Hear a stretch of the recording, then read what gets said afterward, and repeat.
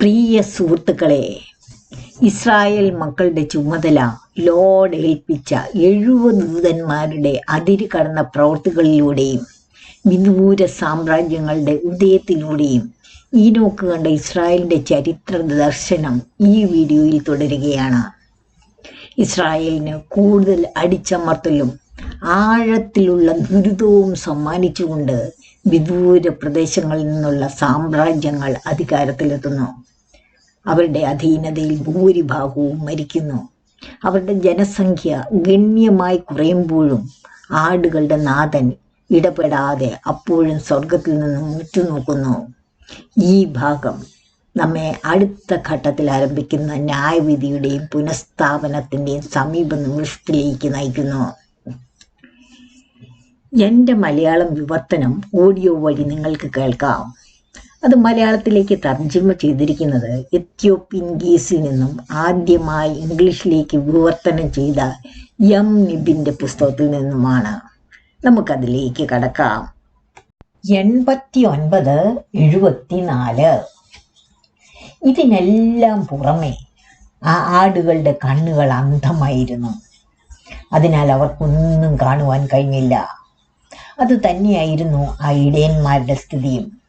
അവർ കൂടുതൽ ആടുകളെ നശിപ്പിക്കുവാനായി അവർക്ക് വിട്ടുകൊടുക്കുകയാണ് ചെയ്തത്.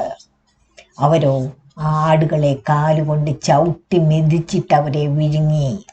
എന്നാൽ ആടുകളെല്ലാം ചിന്നി ചിതറി വിദേശങ്ങളിലേക്ക് പോയി അവരുമായി കൂടിക്കലരുന്നത് വരെ അവരുടെ നാഥനായ ലോർഡ് നിശ്ചലനായി നിന്നു. അവരോ ആ ആടുകളെ ആ മൃഗങ്ങളിൽ നിന്നും രക്ഷിച്ചതുമില്ല.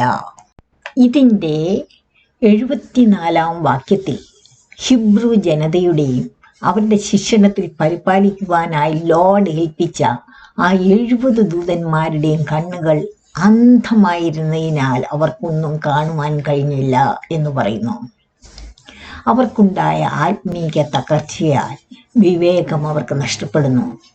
ഈ അന്ധത ആഴത്തിലുള്ള ആത്മീയ ആശയക്കുഴപ്പത്തെയും മാർഗനിർദ്ദേശ നഷ്ടത്തെയും പ്രതീകപ്പെടുത്തുന്നു.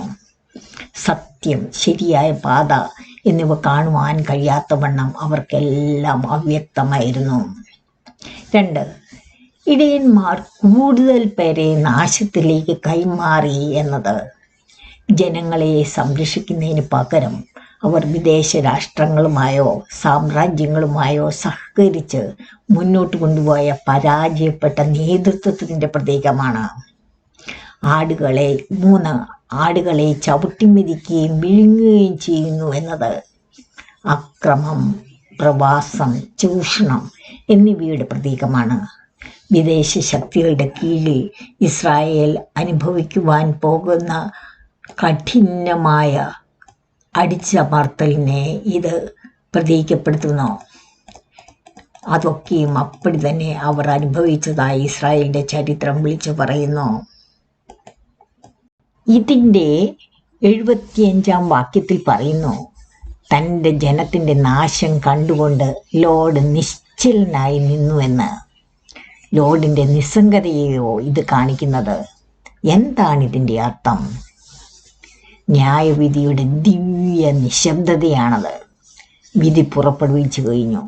എല്ലാ അനീതികളും നിരീക്ഷിച്ചുകൊണ്ട് അതിൻ്റെ അനന്തരഫലങ്ങൾ പൂർണ്ണമായും പുറത്തു വരാൻ അനുവദിച്ചുകൊണ്ട് പ്രവാസത്തെ അതിൻ്റെ നിശ്ചിത ലക്ഷ്യത്തിലെത്തിക്കുവാൻ അനുവദിക്കുകയാണ് അദ്ദേഹം.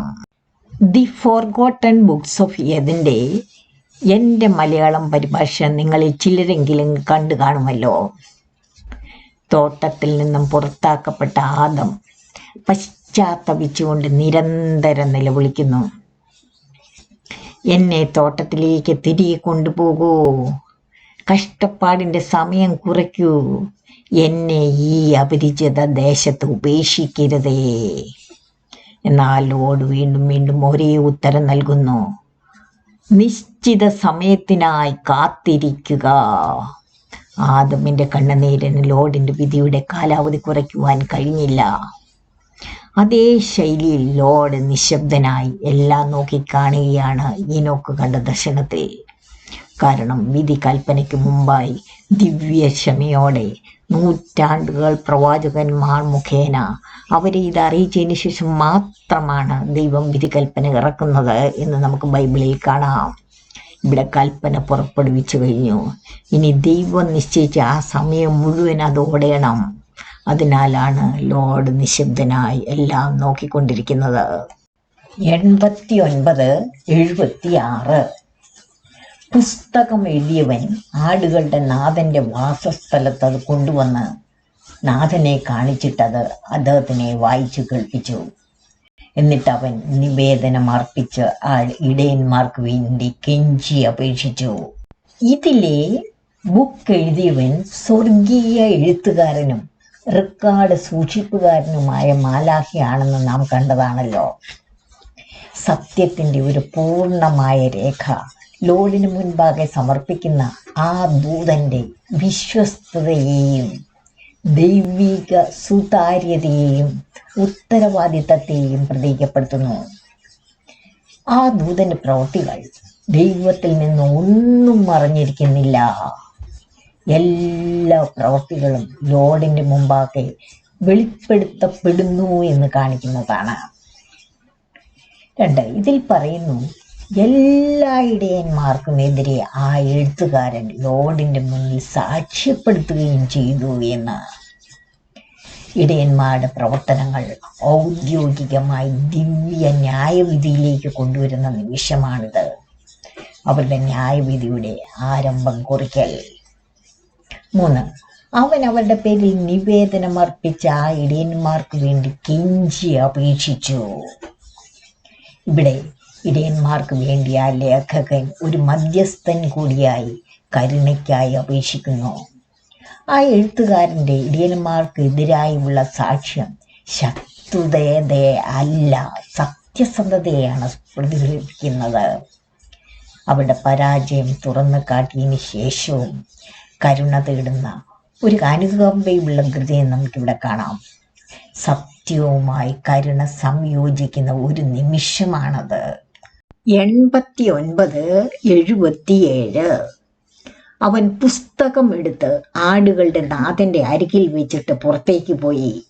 91 35 ഇടയന്മാർ ഒരേ രീതിയിൽ ഓരോരുത്തരായി ആടുകളെ മേയിച്ചു കൊണ്ടിരുന്ന സമയം വരെ ഞാൻ ശ്രദ്ധിച്ചു. ഓരോരുത്തരും ആദ്യത്തവനെ പോലെ തന്നെ തങ്ങളുടെ സമയം പൂർത്തിയാക്കി. പിന്നെ ആ ആടുകളെ മറ്റുള്ള ഇടയന്മാർ, ഓരോ ഇടയനും ഒന്നിനു പുറകെ ഒന്നായി ഓരോരുത്തരും അവരവരുടെ സമയത്ത് അവരുടെ കൈകളിൽ ആ ആടുകളെ സ്വീകരിച്ചു. ഇസ്രായേൽ ജനതയുടെ പ്രവാസകാലത്ത് ലോർഡ് നിയമിച്ച ഓരോ ഇടയൻ്റെയും നിയമിത സമയം പൂർത്തിയാകുന്നത് വരെ ഓരോ ഇടയനെയും പ്രവർത്തിക്കുവാൻ അവരുടെ പ്രവർത്തനങ്ങൾ ഇസ്രായേൽ മക്കൾക്ക് ദോഷകരമായി ബാധിച്ചാൽ പോലും ലോർഡ് അനുവദിക്കുന്നതായി നമുക്കിതിൽ കാണാം.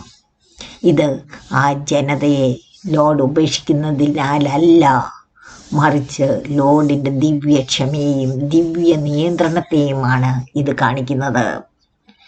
ലോർഡ് പുറപ്പെടുവിച്ച കൽപ്പന നിയമിത സമയം പൂർത്തിയാകുന്നത് വരെ മാറ്റമില്ലാതെ തുടരുമെന്നും അവരുടെ കഷ്ടപ്പാടുകളിൽ പോലും ഇസ്രായേൽ ജനത ലോർഡിൻ്റെ ജാഗ്രതയുള്ള മേൽനോട്ടത്തിലായിരിക്കും എന്ന് ഇത് സ്ഥിരീകരിക്കുന്നു. 92 അതിനുശേഷം കഴുകന്മാരുടെ നേതൃത്വത്തിൽ ആകാശത്തിലെ എല്ലാ പക്ഷികളും വരുന്നത് ഞാൻ ദർശനത്തിൽ കണ്ടു. കഴുകന്മാർ, വൾച്ചേഴ്സ്, പരുന്തുകൾ, കാക്കകൾ, അവർ ആ ആടുകളെ നശിപ്പിക്കുവാൻ തുടങ്ങി. അവരുടെ കണ്ണുകളെ കൊത്തിയെടുത്ത് അവരുടെ മാംസം തിന്നുവാനും. ഇതിൽ ഈനോക്ക് ആകാശത്തിലെ സകല പക്ഷികളും വരുന്നത് ദർശനത്തിൽ കാണുന്നു. ഇത് ഇസ്രായേലിൻ്റെ കഷ്ടപ്പാടുകളുടെ ഒരു പുതിയ ഘട്ടത്തെ, അതായത് ഒരു ചരിത്രപരമായ മാറ്റത്തെ അടയാളപ്പെടുത്തുന്നു. ദർശനത്തിലെ ചിഹ്നങ്ങൾ ഇവിടെ മാറുന്നു. ഒന്നാമതായി, ഭൂമിയിലെ മൃഗങ്ങളിൽ നിന്ന് അഥവാ ഭൂമിയിലെ സമീപ രാജ്യങ്ങളിൽ നിന്നുള്ള ആക്രമണങ്ങളിൽ നിന്ന് ആകാശത്തിലെ പക്ഷികളിലേക്കാണ് മാറ്റം സംഭവിക്കുന്നത്.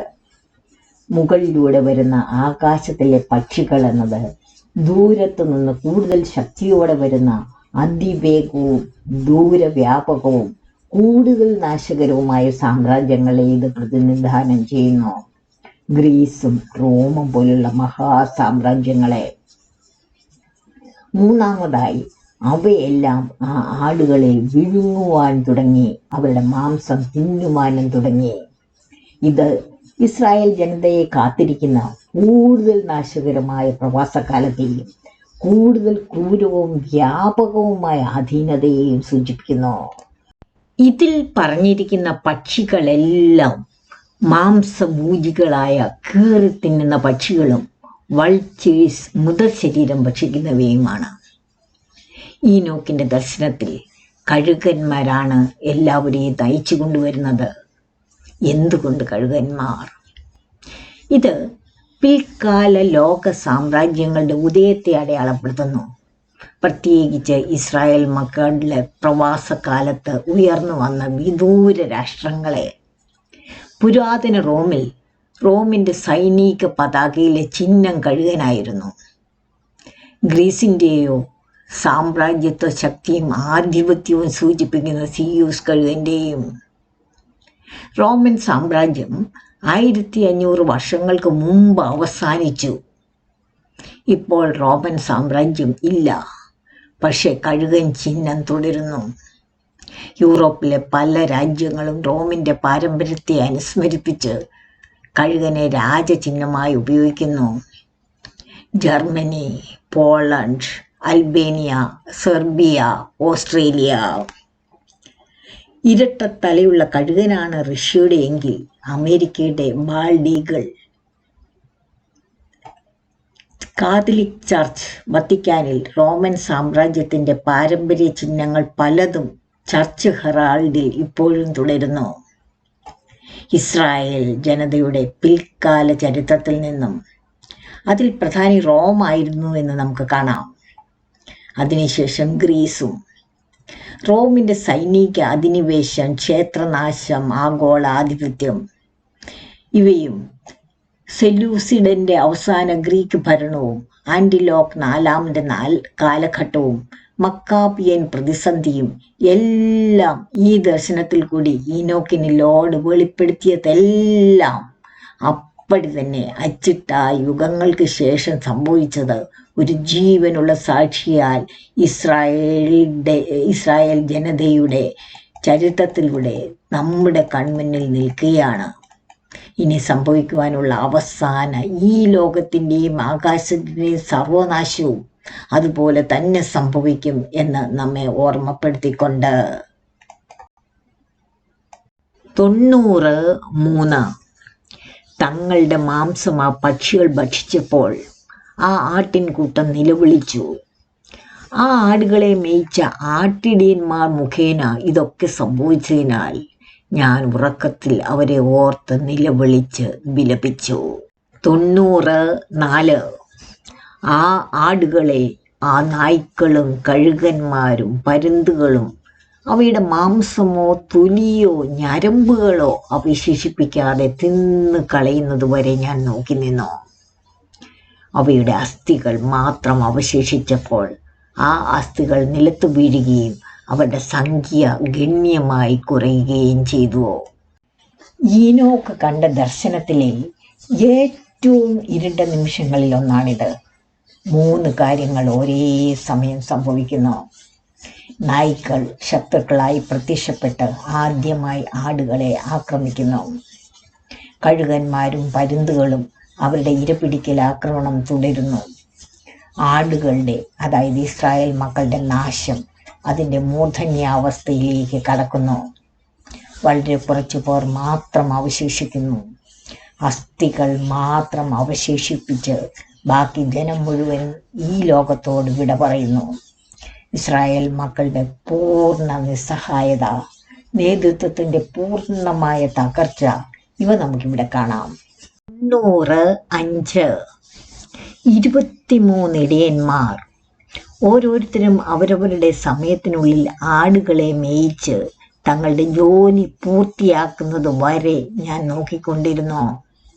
അങ്ങനെ ആകെ 58 കാലങ്ങൾ പൂർത്തിയായി. ഈ വാക്യത്തിൽ ഓരോ ഇടയനും ഒരു പ്രാവശ്യം വീതം നിശ്ചിത കാലയളവിൽ ഇസ്രായേൽ മക്കളുടെ സംരക്ഷണം ഏറ്റെടുക്കുവാൻ ലോർഡിനാൽ നിയമിക്കപ്പെടുന്ന ക്രമം തുടരുന്നതാണ് നാം കാണുന്നത്. 35 ഇടയന്മാരുടെ കാലാവധി കഴിഞ്ഞതിന് ശേഷം വരുന്ന അടുത്ത 23 ഇടയന്മാരുടെ കാലത്തെക്കുറിച്ചാണ് ഇവിടെ പറയുന്നത്. ഇവരുടെ കാലാവധിയും ഓരോരുത്തരും തങ്ങളുടെ സമയത്ത് പൂർത്തിയാക്കി. അങ്ങനെ ആകെ 58 കാലങ്ങൾ പൂർത്തിയായി. ശേഷിക്കുന്ന 12 ഇടയന്മാരെ ഈ ഭാഗത്തിൽ വ്യക്തിഗതമായി വിവരിച്ചിട്ടില്ലെങ്കിലും അവർ പിന്നീട് അവരുടെ സമയത്ത് ഭരണം പൂർത്തിയാക്കുകയും ലോർഡ് അനുവദിച്ച പരിധി ലംഘിച്ചതിനാൽ ഇവരോടൊപ്പം അന്തിമ ന്യായവിധിയിൽ ഉൾപ്പെടുകയും ചെയ്യുന്നു. ഇസ്രായേൽ ജനതയുടെ സംരക്ഷണത്തിനായി ലോർഡ് നിയമിച്ച 70 ദൂതന്മാർ സംരക്ഷണത്തിന് പകരം നാശത്തിനായി കൂട്ടുനിൽക്കുമ്പോൾ ആ ജനത അവരുടെ സർവനാശത്തിൻ്റെ അടുക്കൽ വരെ എത്തി നിൽക്കുന്നതാണ് നമുക്ക് ഈ വീഡിയോയിൽ കാണുവാൻ കഴിയുക. ന്യായവിധിയുടെയും പുനഃസ്ഥാപനത്തിൻ്റെയും വഴിത്തിരിവിലേക്ക് കടക്കുന്നതാണ് അടുത്ത വീഡിയോയിൽ. ഇതിലെ എക്സ്പ്ലനേഷനുകൾ നിങ്ങളുടെ ബൈബിൾ പഠനത്തെ സഹായിക്കുന്നുവെങ്കിൽ ലൈക്ക് ചെയ്യുവാനും സബ്സ്ക്രൈബ് ചെയ്യുവാനും മറക്കരുത്. അതുപോലെ അടുത്ത സെഗ്മെൻറ്റ് കാണുവാൻ താല്പര്യമുള്ളവർ നോട്ടിഫിക്കേഷനിൽ ഓളിൽ അമർത്തുകയും വേണം. Thank you.